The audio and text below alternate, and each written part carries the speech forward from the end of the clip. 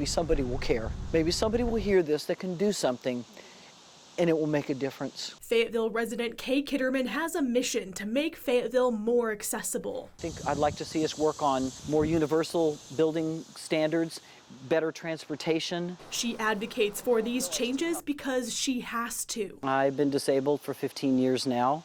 I have a rare neurological disease and an immune system disorder.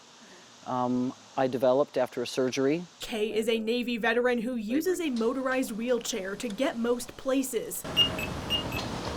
Safety is a big issue for her. I can't tell you how many times I have been run over, almost run over, like inches actually the last time, from cars while I was in a crosswalk. She says people are oftentimes distracted while driving and aren't looking out for pedestrians crossing the street. I wait and make sure that people see me and make eye contact with me. I'm in a wheelchair. It's not like I can just move out of your way. She says she can get to her doctor's appointments easily through the VA's transportation services, but getting around to other places in town isn't easy. We want to go to the library. We want to go to church. We just need a little help with that. So she decided to do something about it. I started out going to the transportation meetings because I thought it was important. If I'm going to be disabled and I'm around people that are not disabled, they need to see what we go through. I can't even get through a doorway. But even attending these city meetings was a challenge. Ozark Regional Transit bus routes stop at 7 p.m. Monday through Thursday, and the meetings often end later than that. I would be outside of City Hall as a woman alone in a wheelchair for sometimes 30 minutes or an hour when it was dark, and I have no way to protect myself or get out of the elements.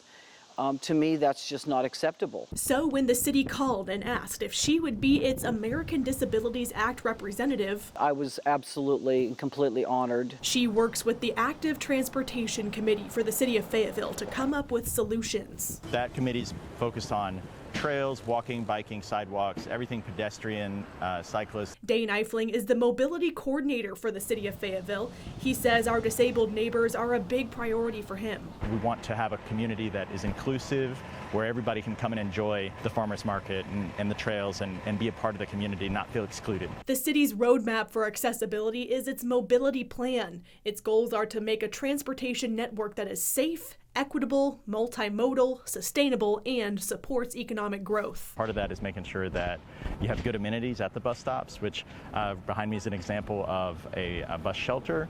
The city's deployed about a dozen of these over the last few years. The new bus stop shelters are covered, have good lighting, and are paved all the way to the edge of the road, which is key for bus riders who use wheelchairs. In some cases, our bus stops are just in the grass or places like that where a chair or somebody who's maybe not steady on their feet would have a great difficulty, but we have a proper boarding platform. One of the things Kay helped advocate for is the new Ozark Regional Transit on-demand service. She even did a trial run with her wheelchair. I've heard it described as free Uber. Basically, you have the app, the bus will come to your house, pick you up, and take you to a destination. Could be a very wonderful mode of transportation to cut down on traffic throughout this city. There's no winging it for us. So I'm hoping that we can find a way to get our transportation people that coordinate this, ORT, Razorback Transit, with our city, with our committee. This is only part one of the story. Coming up in part two, I sat down with Ozark Regional Transit to learn more about the bus services it provides, like the new on-demand service, and the challenges it faces to provide transportation to all of Northwest Arkansas. You'll also meet Rita Reese-Whiting and learn about the accessibility struggles she faces as someone who is blind. Tune in tomorrow for part two. Reporting in studio, Anna Darling, Fox 24 News.